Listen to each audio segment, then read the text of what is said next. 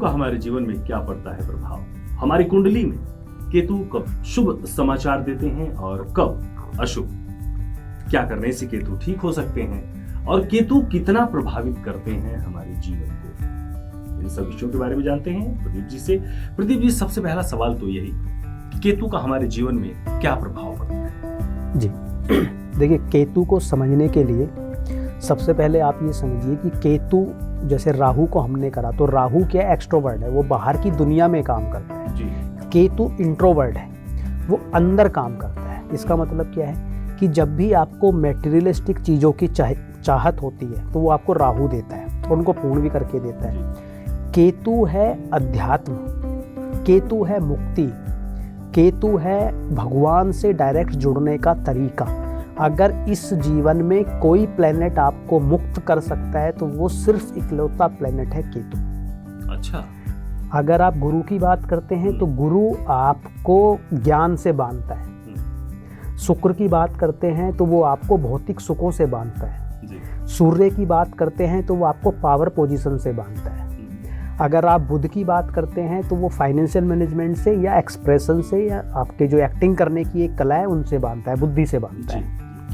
लेकिन केतु एक इकलौता प्लेनेट है जो आपको मुक्त करने की बात कहता है कि सब कुछ छोड़ो, सब मिथ्या है, इस जगत में कुछ नहीं है, अल्टीमेटली हमारा पर्पस उस परमात्मा में मिल जाना है। तो वो केतु आपको सिखाता है। ये भाव केतु देता है। भाव भी केतु है। अच्छा।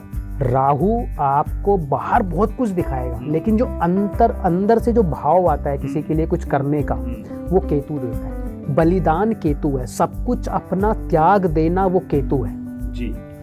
सब चीजों के होते हुए भी ग्राउंडेड रहना वो केतु है।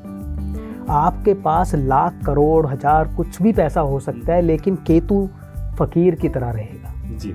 कि मेरे लिए इसमें कुछ नहीं है। उसको ये पता है कि सब ये इस जगत के लिए है और मेरा अल्टीमेट पर्पस भगवान में मिल जाना है। तो ये केतु है।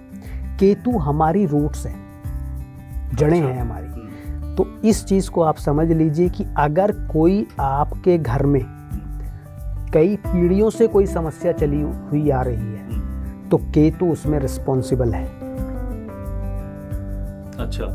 अगर आपकी पीढ़ी, लेकिन जब सारी चीजें, जब सब केतु अच्छा संकेत दे रहा है, फाइनली ओवरऑल अध्यात्म के रास्ते में हमें मोड़ रहा है, तो फिर केतु खराब कैसे होगा? खराब नहीं है। केतु आपको क्या बोल रहा है कि जो हमारे पूर्वज हैं, जो हमारे एंसेस्टर्स हैं, उनकी ब्लेसिंग हमारे पे अच्छी होगी तो हमें केतु अच्छा मिलेगा जी। अगर वहां पर कुछ बड़ा कुछ घटित हुआ है नकारात्मक वे में, तो उसकी वजह से आने वाली जो वंशावली है उनको वो प्रॉब्लम्स आ रही है। जब तक आप अपनी रूट्स पर नहीं जाओगे, अपनी जड़ों पर नहीं जाओगे, तब तक केतु आपको अच्छे रिजल्ट नहीं देगा जी। जैसे आपको माया नगरी, मुंबई राहु ड्रिवन सिटी है, माया नगरी। बिल्कुल। वहीं पे आप किसी ऐसी सिटी में जाते हैं जो एकदम रूटेड है, जैसे महाराष्ट्र का आपको कल्चर ही देखना है तो आप पुणे में चले जाते हैं, तो वहाँ पे आपको वो कल्चर हमेशा दिखता रहेगा। वो केतु ड्रिवन हो गया। तो यानी कि अगर आप अपने रूट्स पर हैं तो मतलब आप केतु ड्रिवन व्यक्ति हैं। आपके अंदर ग्रेटिट्यूड है, चाहे आप जिस भी परिस्थिति में, मान लीजिए कि अगर आप खाली कुछ नहीं है आपके पास और आप रोड पे चल रहे हैं और चप्पल सिर्फ आपके पैर में है, तब भी आपके अंदर ग्रेटिट्यूड होगा कि कम से कम चप्पल तो दिया है। और अगर आपके अंदर वो सेटिस्फेक्शन नहीं है, चाहा है इसकी भी उसकी भी, तो आप राहु ड्रिवन व्यक्ति हैं। केतु से आपको एकांत में बैठ के ज्ञान मिलेगा, राहु से आपको बाहर चलते हुए ज्ञान मिलेगा। तो अब केतु आपका 10th हाउस में आ गया तो वो आपकी प्रोफेशनल लाइफ में स्टेबिलिटी नहीं आने देगा, आपके प्रोफेशंस चेंज कराता रहेगा जी। तब तक कराता रहेगा जब तक कि आप केतु के हिसाब से ना कार्य करें। अब इसका मतलब क्या है जी।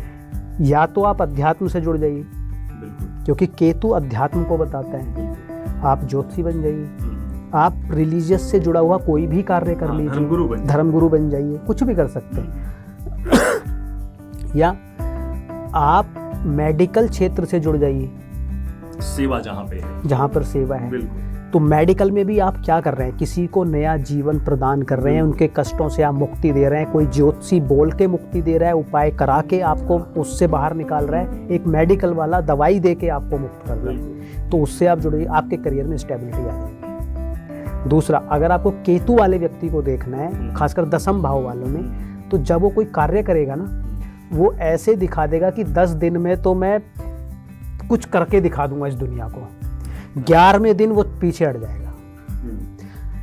वो आगाज अच्छा करेगा, अंत तक नहीं पहुंचेगा। राहु अंजाम बुरा होगा।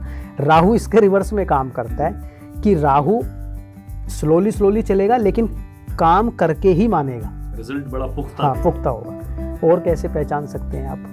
अब मान लीजिए केतु आपका 4th हाउस में है, ठीक है, तो राहु आपका 10th में आ गया, तो कार्य क्षेत्र पे आप ऐसे व्यक्ति होंगे जो कार्य को कंप्लीट करके ही मानेंगे, और घर पे आप ऐसे व्यक्ति होंगे जैसे घर में कोई संत रहता हो। अच्छा, आप इंट्रोवर्ट भी हो जाएंगे, आप किसी से कुछ नहीं, घर पे तो बस आप साधु की तरह एक जीवन व्यतीत करेंगे। जैसे ही आप घर से बाहर निकलेंगे, आपके अंदर एक अलग सी एनर्जी आ जाएगी कि अब मैं किला फतह कर दूंगा। अब ये अगर उल्टा हुआ, आपका राहु 4th में आ गया और कार्य क्षेत्र में केतु आ गया, तो कार्य क्षेत्र में आप संत बन जाएंगे और घर पे आप पराक्रम दिखाएंगे, महावीरता आपकी दिखेगी, फिर घर में परिवार में दिखेगी। तो ये केतु को समझने का बहुत अच्छा तरीका है। बिल्कुल। मैं अपने दर्शकों को बता दूं कि आपकी कुंडली में केतु क्या कहता है, कहाँ पर बैठा हुआ है केतु और क्या परिणाम दे रहा है, इसका ये सब कुछ जानने का सबसे अच्छा तरीका है कि आप अपनी कुंडली के हिसाब से जाएं। एक जनरल प्रेडिक्शन क्या होता है वो आचार्य जी ने बताया, लेकिन अगर आप अपनी कुंडली के हिसाब से जानना चाहते हैं, क्योंकि उसी का प्रभाव आपके जीवन में विशेष रूप से पड़ता है, तो आपके टीवी स्क्रीन पर लगातार हमारे नंबर फ्लैश हो रहे हैं, आप उस पर हमें अपना डेट ऑफ बर्थ, जन्म स्थान ये हमें भेजें, और इसके बाद फिर हम आपको बताएंगे कि केतु आपके जीवन में क्या कुछ बदलाव लेकर आता है, या आपके जो भी सवाल है उनका जवाब हम अगले एपिसोड में देंगे। प्रदीप जी, एक चीज और, केतु को बेहतर करने के लिए बड़े संक्षिप्त में हमारे दर्शकों को बताएं कि हम क्या कुछ उपाय कर सकते हैं। ठीक, तो सबसे पहला जो हमारा फोकस होता है कि उस प्लेनेट को आप जान लीजिए, केतु जिस भी घर में है उसके हिसाब से आप कार्य कीजिए। लाल किताब एक चीज कहती है कि जब राहु को अच्छा करना हो तो केतु को बल दीजिए, केतु को अच्छा करना हो तो राहु को बल दीजिए। मतलब कि अगर आपको राहु परेशान कर रहा है तो आप केतु को बलि कर दीजिए, केतु से जुड़ा हुआ या तो कार्य कर लीजिए या केतु का आप स्टोन धारण कर लीजिए। ले सुनिए, अगर आपको केतु से पीड़ा है तो आप राहु को बलि कर दीजिए। तो जब आप एक दूसरे के वाइस वर्सा इसमें काम करते हैं तो वो जो प्लेनेट आपको परेशान कर रहा था वो आपको ठीक रिजल्ट देने लगता है, पहला। दूसरा, जिस घर में केतु है उस हिसाब से आप कार्य कीजिए। आपका 10th हाउस में केतु है तो परेशानी वो आपको ये दे रहा है कि आप घर में पराक्रम दिखा रहे हैं, काम कुछ आप करना नहीं चाहते, तो समस्याएं आपके जीवन में। तो आपको करना क्या है कि घर में पराक्रम नहीं दिखाना है, घर से बाहर निकलना पड़ेगा आपको। दूसरा, अपने वर्क क्षेत्र को आपको अध्यात्म से जोड़ना पड़ेगा, सेवा भाव से जोड़ना पड़ेगा, या मेडिकल फील्ड से जोड़ना पड़ेगा, तो आपका केतु ठीक हो जाएगा। केतु जो बोल रहा था आपको, आपने उसके हिसाब से कार्य किया तो आपका केतु ठीक हो गया।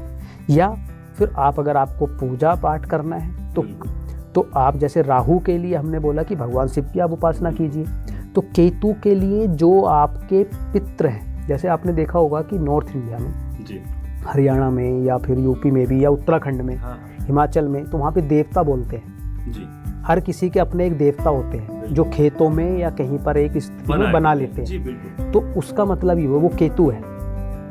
तो अगर आपके साथ कोई ऐसी समस्या चल रही है जिसमें केतु आपको परेशान कर रहा है, केतु की, तो आप उनको याद कीजिए, उनको मनाइए कि हमसे क्या गलती हुई है, उनका आभार व्यक्त कीजिए।